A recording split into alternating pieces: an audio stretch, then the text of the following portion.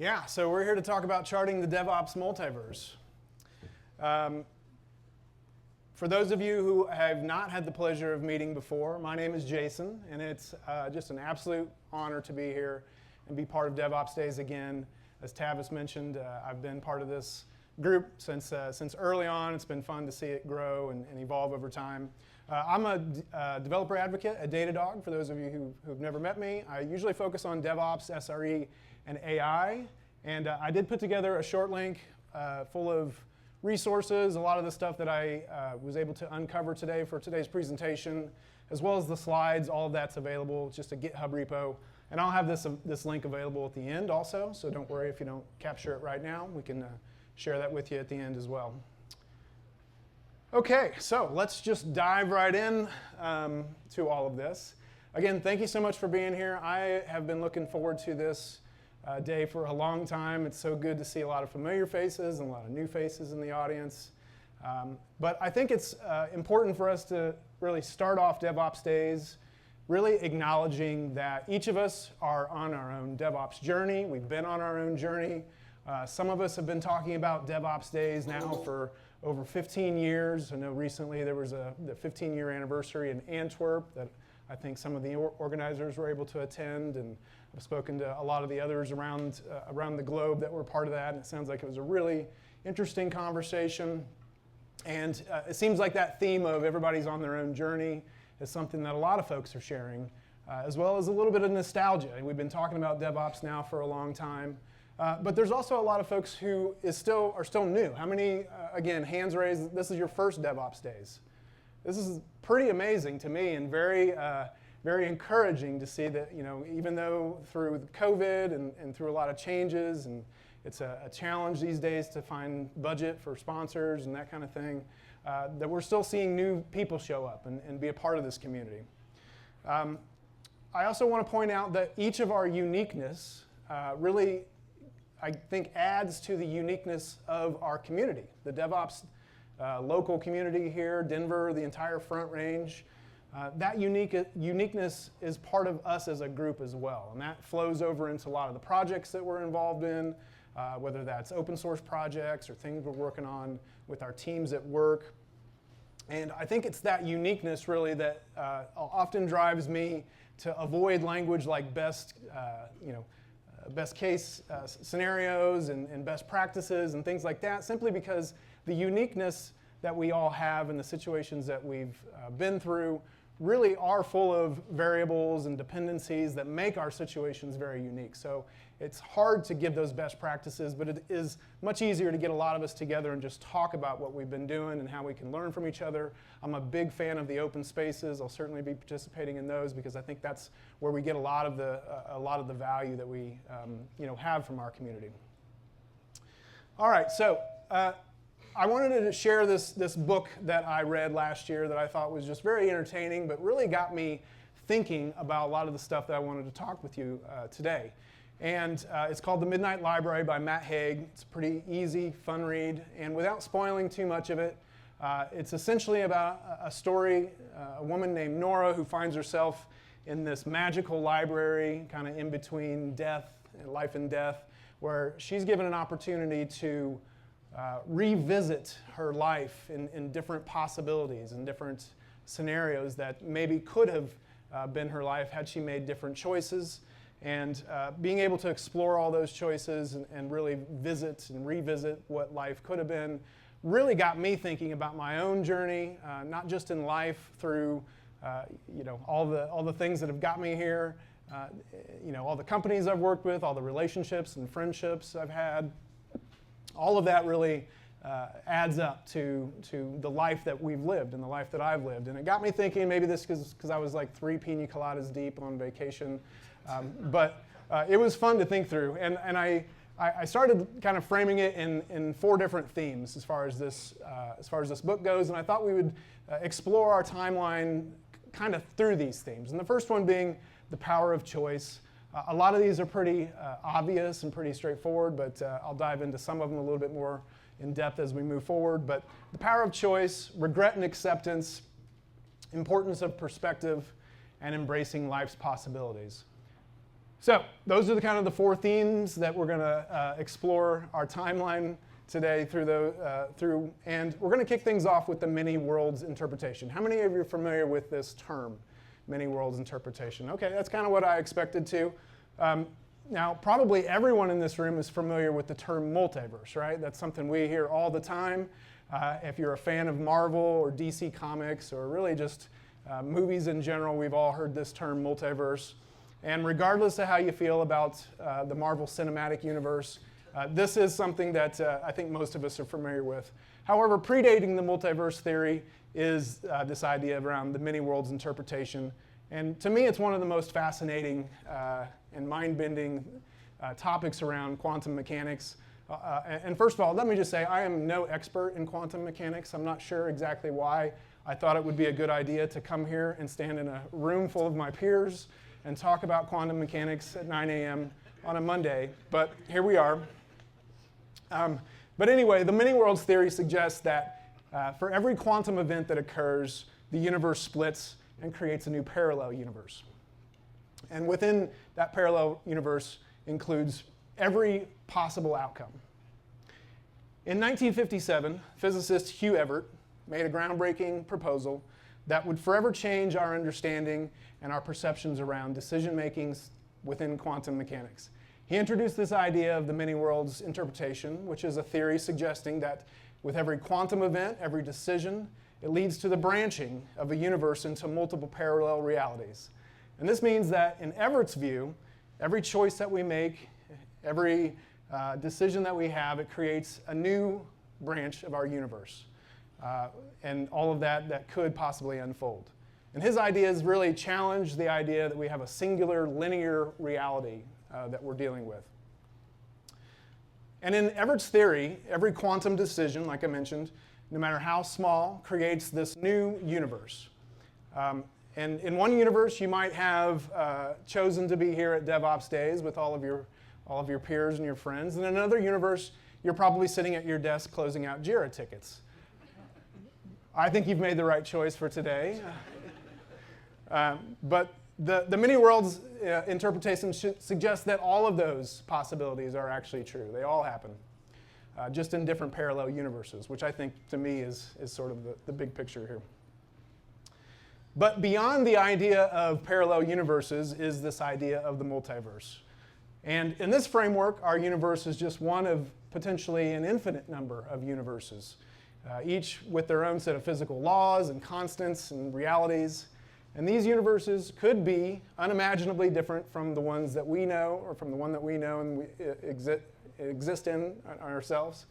But the multiverse concept pushes the boundaries of our understanding, and the realities that we know are really just a small part of potentially a vast and expansive and endless array of possible universes. Now, the multiverse concept takes us beyond just a handful of those parallel universes. It introduces the idea of infinity, which, I don't know if you noticed, looks a lot like the Devops continuous integration loop, which kind of gives me a little PTSD, I think. But as we explore this multiverse, we're not really just looking at a singular reality. There's multiple, or actually endless arrays of, or an endless array of realities that exist within these multiple universes. So as we revisit our DevOps timeline and we go through our history, we're going to do just a walk down memory lane and maybe posit a few what-ifs. But I want you, or I invite you to explore some of the things that I had thought about as I started putting this together. I had to pare it down from about 55 minutes to closer to 30, 35 minutes for this morning. So I had a lot of ideas and a lot of things that I wanted to share with you, but we had to kind of get it down to something a little bit more manageable. But I hope that you can explore with me in sort of a fun way what life might have been like had we adopted different innovations, had we adopted different tools, maybe things didn't exist in the past. How would DevOps look today? Okay, so let's take a look at our current timeline. And just so you know, I've chosen 2001 up until today, and it'll make a little bit more sense as we get through that. Clearly, there are tools and services and things that happened prior to 2001 that has affected and influenced our DevOps timeline. But I had to start somewhere, so we're starting with 2001. All right, so thinking about our timeline, as linear, we've already pointed out, is not actually reality. I think a lot of us actually talk about stuff like this, especially if you're in incident response, about how there might be a timeline that we're building in terms of what has happened, but each of us have our own reality and our own things that's going on and what we're thinking and what we're doing, and you have to consider all of that kind of stuff. But when we're looking at sort of the DevOps timeline, I think it's important to remember that things splinter off and split off and branch off in different places where new technology has evolved, or a new idea, or a new book, or new, whatever it might be that we're going through today. It's at that point that our timeline has branched off and split. So let's take a closer look at 2004 just as an example. Among other things, AWS launched its first infrastructure service for public usage, the Simple Queue service. After launching initially in 2001 with their first 2002 with their first web services. And Canonical, Hudson, Selenium, Nginx were all launched and released that same year. And Flickr, who we'll actually talk about a little bit more in depth here in a moment, also emerged in 2004. With each of these, we were able to, we essentially split off with new ideas and new toolings that guided us down a new path. Now, as I go through the timeline, I thought it would make sense to categorize some of the things that we're going to talk about today. And I feel like these 4 categories really encapsulate some of the main inflection points or the main influencers along our timeline. That being terminology and practices. I think that makes a lot of sense just with the terms DevOps and a lot of the things that we've learned and we do throughout our days now. Products, tools, and services. I think that makes obvious sense too. I'm going to go into a little bit about conferences and podcasts because those have been influential on our timeline as well, just like this event here, Devops Days, and this community. And then last, we'll talk a little bit about some of the books and publications. Now, I will also add that this is my timeline, this is my reality, this is how things unfolded for me, and the ones that I've chosen to share with you are not exhaustive. We're looking at a very, very small part of our timeline and the history of how we got here today, so just keep that in mind. But I thought we would start off with terminology and practice. I bet you everyone in here has heard some version of where DevOps came from, where that term came from. And just for those of you, and I'm not going to go into a deep dive just because of the time that we have, but to give you a quick just TLDR on the story, back in 2008 at the Agile 2008 conference, a gentleman by the name of Andrew Clay Schaefer met up with another gentleman by the name of Patrick Dubois. By the way, I just chatted with Patrick a few weeks ago just to confirm a lot of this stuff. I was terrified to go up on stage and make a fool about what the origins of DevOps was, so I got in touch with Patrick. But those two gentlemen got together simply because Andrew had suggested a birds of a feather, much like our open spaces, on the topic of Agile infrastructure, taking a lot of the ideas around Agile, but applying it to the problems and the challenges that people have in infrastructure or the operations side of things. So those two get together and start talking about the problems and the challenges between dev and ops. A lot of us have seen the, at this point, kind of notorious image of a little stick figure throwing code open over the wall of confusion. That's thanks to Andrew and his imagination there.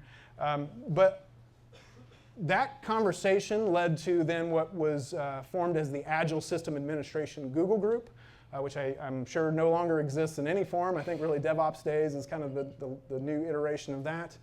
And so that conversation led into some online discussions in this group, which then bled over into Velocity 2009, where Patrick and several others were able to witness a lot of the sessions from that. I know Patrick at least wasn't there in person, but he watched the live stream. And it was in that moment that he watched, it was a session called 10 deploys per day, which we'll talk about a little bit more in a moment, where he got the idea to start Devops Days Ghent, which was back in 2009, just about 15 years ago. And during that conversation is when I think folks were sharing this idea of we got developers, we got ops, DevOps, and the word just sort of evolved naturally out of the conversations that were happening. Now, beyond DevOps and the meanings that it has evolved into, DevOps has a lot of different meanings now, and it's found in product names and all kinds of things that are irritating. But more than just buzzwords, DevOps and a lot of the things here on this screen are really representative of significant shifts in how we approach our software development practices. Terms like CI/CD, infrastructure management, infrastructure as code, microservices, they do more than just define the practices that we all are involved with every day. They encapsulate the complex ideas that really help us understand what we're doing and the ideas that we're trying to share with each other. These terms have served as shorthand to help guide our community and our industry forward. And so we're not going to spend a whole lot more time on the terminology, but I think it is important to understand that a lot of these terms have come just simply by the discussions that we all have here today at Devops Days events. Moving forward with products and tools like Git and Puppet and Docker and Kubernetes, along with many, many others, have had a profound impact on the efficiency and the effectiveness of software development operations. Git streamlined our version control and collaboration, reducing the errors and improving the team productivity. Puppet helped us in ways that we could automate our infrastructure management and ensure that we had consistency and reduce some of the manual effort that we used to have to do. Docker's containerization accelerated deployment and made life a lot easier when it comes to making applications portable and reliable. And Kubernetes then took on the next big role of managing that container orchestration at scale. And these are just 4 of probably thousands of tools and products and services that we all use in our day-to-day. As I said, this is not an exhaustive list. But I think a lot of it really started here. And these were influential and in many ways continue to be extremely influential in how we do this stuff that we call DevOps.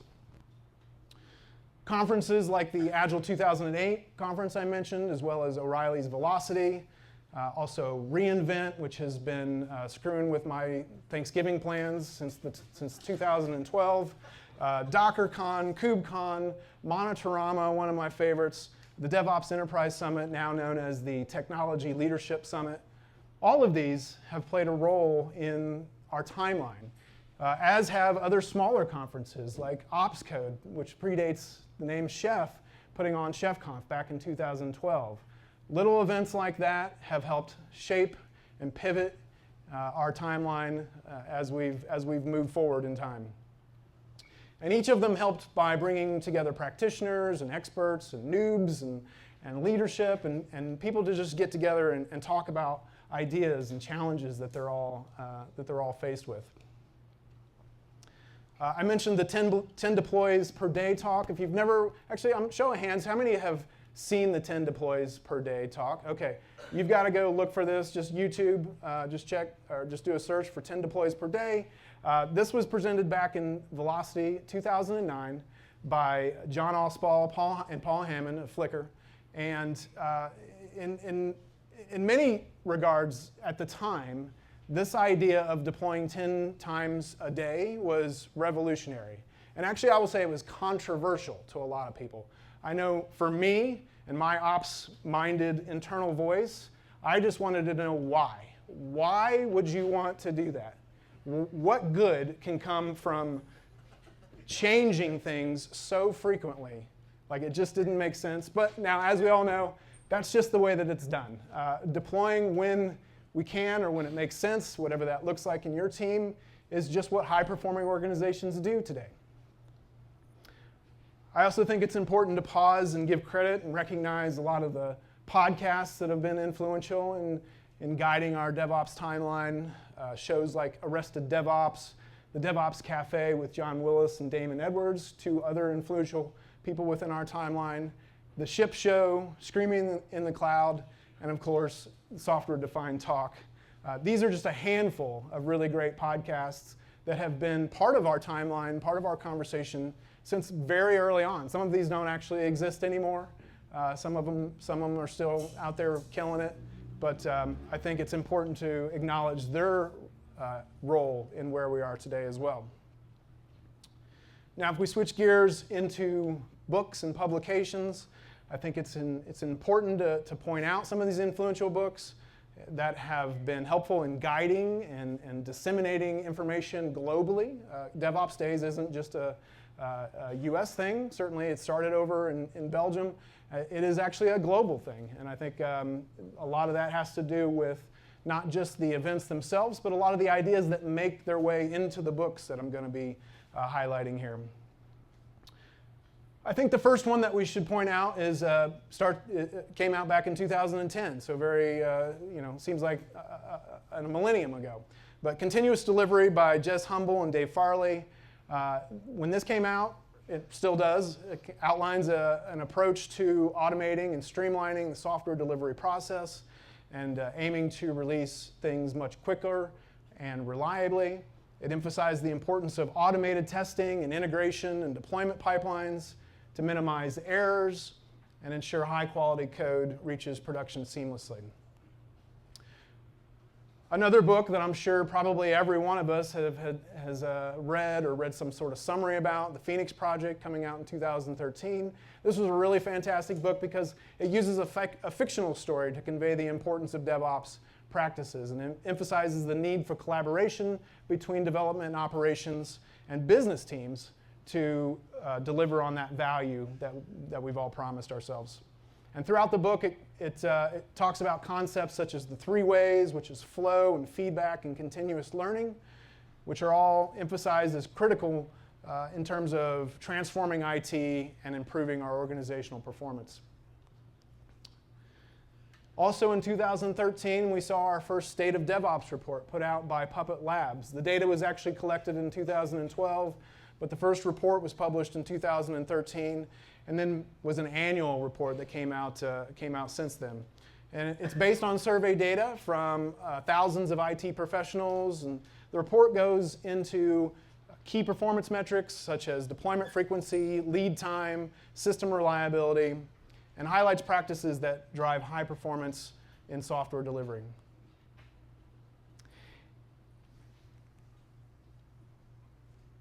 Moving forward. There we go. 2016, we got the Site Reliability Engineering book, which is an in-depth look at the principles and practices that Google uses to manage highly reliable and scalable systems. It covers topics such as service level objectives, or SLOs, incident response, capacity planning, and emphasizes how these practices improve system performance and uptime. Uh-oh. My clicker might be having an issue, but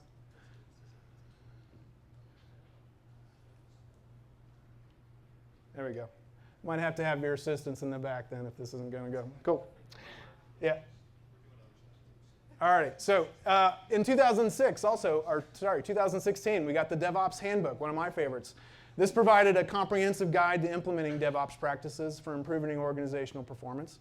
And through this book, it offered a lot of real-life use case scenarios and practical examples to help companies break down those silos that we hear about all the time in DevOps, and really help automate processes and integrate security and achieve faster and more reliable software delivery. Another one from 2016, Effective DevOps, was written by Jennifer Davis and Ren Daniels and offered another practical guide that focused a lot on inclusive cultures and fostering a successful DevOps adoption within organizations. In 2018, we got Accelerate by Nicole Forsgren, Jez Humble, and Gene Kim, which presented research-driven insights into how high-performing technology organizations achieve superior software delivery. And in 2019, one that I have some fond attachment to and very proud of is DevOps for Dummies. This one, I was able to contribute as technical editor to this, but it was written by a member of our local community, Emily Freeman. And DevOps for Dummies is great because it provides a fairly beginner-friendly, as you would imagine a lot of Dummies books does, beginner-friendly introduction into DevOps, outlining a lot of the fundamentals stuff. I also believe that this book was instrumental in really going globally. As you can imagine, the DevOps brand has a much larger reach than some of the other books and publications out there. So I think this is another one that's been important in our timeline. And whether you've chosen to read some of these books or not, or tinker with any of these tools and use them in your day-to-day, I think you can all agree that we've got a lot of choices in how we spend our energy and our time and influence.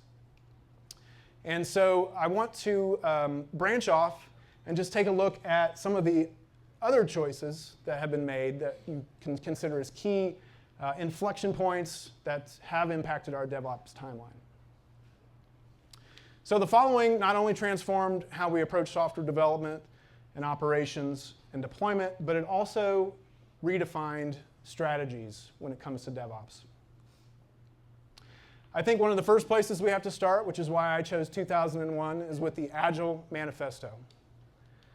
This introduced a revolutionary idea and approach centered around collaboration and flexibility, and a customer-centric idea and focus around development. Agile's principles fostered a culture of iterative processes and rapid development cycles, setting the stage for what we now know as DevOps. We also have to give credit to AWS for creating scenarios for rapid experimentation and continuous deployment, which are now key practices and discussions in DevOps. Without AWS's emergence, I think the cloud revolution might have progressed a lot more slowly and potentially delaying a lot of the ideas that we have shared amongst ourselves within the DevOps community as well. In 2013, Docker played a pivotal role by standardizing containers, which helped bridge the gap between development and operations. And without Docker and this innovation, I think we would still struggle with inconsistent environments, making it pretty difficult to replicate our development and our testing and our production setups. Introduced just 1 year later, in 2014, Kubernetes became the de facto standard for container orchestration. It effectively addressed the complexities of managing large-scale distributed applications by providing robust tools for scaling and automating containerized environments. In that same year, AWS announced Lambda, which unlocked scalable serverless computing, allowing developers to run code without managing servers, which was huge. This eliminated the need for manual infrastructure management. It reduced the costs by charging only for the compute time that was used, and it enabled a more agile and event-driven architectures. Now, each of these advancements, from the Agile Manifesto to AWS to Docker to Kubernetes and serverless computing, they're all part of an interconnected network where tools and practices influence each other. Agile principles promoted a culture of collaboration, which AWS then enhanced with scalable cloud infrastructure.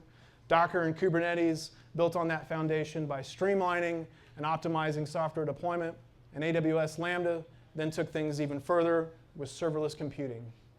And these connected innovations, along with thousands of others, continuously drive the evolution and improvement of DevOps practices, creating a dynamic and ever-evolving ecosystem that we are here today to discuss enthusiastically. Now, let's consider a few what-if scenarios. A couple of key inflection points that could have gone differently, that would have changed everything, really, in how we do stuff. Hudson, an early open source CI/CD tool, was originally developed to automate and streamline software build and deployment processes. How many of you remember Hudson? We're aging ourselves, I think, but that's cool. So in 2011, there was a contentious split with the community, which led to the creation of Jenkins as a fork of Hudson, driven by the desire for more rapid development and a broader involvement of the community. Jenkins quickly gained traction and evolved into one of the most widely adopted CI/CD tools out there, while Hudson's development eventually dwindled. Let's consider another story, Git. Git is a distributed version control system and distinguished itself from competitors like Subversion and CVS and Perforce through its superior branching and merging capabilities, allowing for more flexible and efficient workflows. Its decentralized nature provided developers with a more robust and resilient system for managing code changes across teams. Additionally, Git's widespread adoption and integration with platforms such as GitHub and GitLab solidified its position in our timeline, as well as just kind of forcing a lot of the predecessors to dwindle away as well. Now, when it comes to perspective, one of the other themes that I thought we would talk today, I think pretty much everyone in this room would agree that the more data that we have, the more observations that we have, the more clear perspective that we have on situations, really helps us understand the reality of what's going on. It helps create a mental model in our minds about what's going on with our systems and with our teams and our socio-technical systems. Helps us learn more and just really get to the heart of what's going on. And learning as much as possible, for me, being a daily student, growth mindset is the path to a greater perspective and understanding what's going on, not just within our socio-technical systems, but within the greater DevOps timeline as well. Now, let's just for a moment hypothetically think about what life would be without DevOps days. I know I would be much more sad. I wouldn't have the opportunity to make so many great friends and learn all these things from all of you. And I think we can all agree that without DevOps days to champion the DevOps movement, the adoption of these practices would have been much, much slower. Not just within our local communities. I mean, look at all these faces here. I heard there's close to 300 people here. Just think about how DevOps days has brought us all together and what life would be like without that, without an event like this. Clearly, DevOps days has played a huge role, and without it, our timeline would look much different. One of the other themes, too, that we talked about was regret and acceptance. I think that embracing our regrets and looking at them as valuable lessons really helps us refine our strategies and improve the practices that we use every day, as well as avoid repeating any kind of terrible and tragic errors. Acceptance of these lessons fosters a growth mindset, which we know is key to DevOps, and enables us to adapt and evolve more quickly. Now, another thing that I think we need to talk about on our timeline goes all the way back to 2006 when this little bird showed up. Twitter played a major role in where we are today in our DevOps timeline. And I think all of us can agree, those of us who have used Twitter since the beginning, know how things used to be. We had hashtags and lists and just ways of organizing all of us and keeping us all together and learning from each other and exchanging insights and sharing modern practices and the challenges that we have, not just within our smaller friend groups, but on a global scale, being able to understand and address conversations that are happening all over the place. The absence, I think if we were to hypothesize what life would have been like without Twitter at the time, I think it's clear that the absence of Twitter very, very early on would have affected our DevOps timeline tremendously, simply because of the real-time communication. I mean, I've lost track of how many times I've sat right here in one of the front row seats at a DevOps days, just tweeting away, taking pictures and sharing what everybody is talking about. And I think that's very, very pivotal in what has happened in our timeline and how we've gotten here today. However, I believe that without Twitter, things are dramatically different. And I think that we are actually starting to see that play out in real time with X and the rebranding. Twitter's just not the same as it was. Personally, I left the day it changed to X, and I haven't been back. I don't mind if you'd like to share anything you hear from me today. I'm just Jason Hand on X.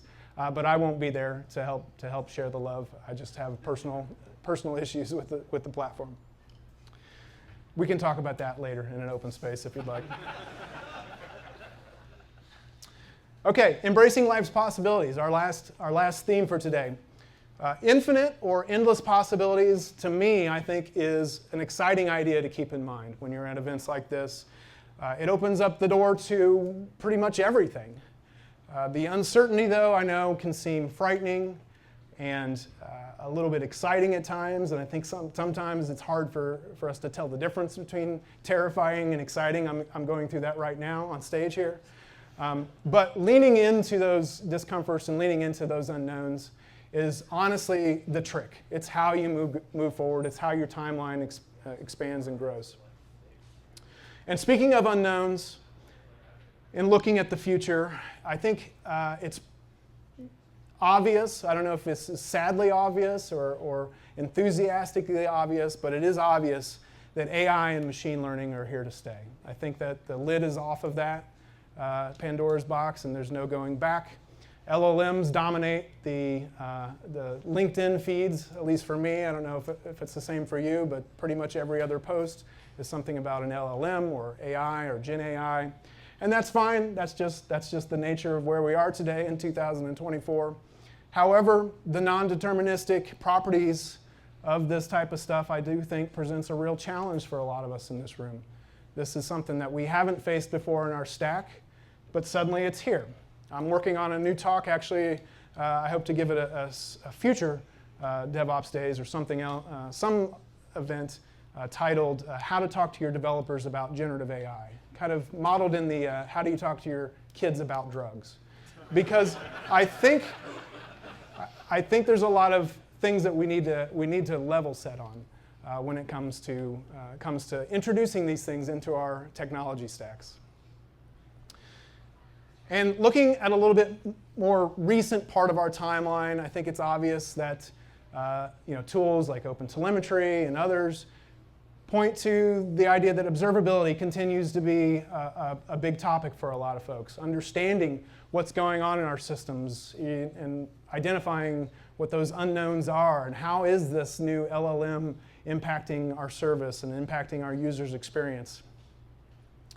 And as experts, I think experts on how to build and maintain and secure systems, meaning all of us in this room, I think we are actually probably positioned better off than a lot of folks for actually navigating this part of our DevOps timeline. As I like to say in certain audiences, we are the adults in the room when it comes to building these systems out and maintaining them. Maybe that's scary, but I really do think that this room is full of extremely talented people. And maybe, unfortunately, we're probably the ones who are going to have to figure it out. But I think we are actually in the best position to do so.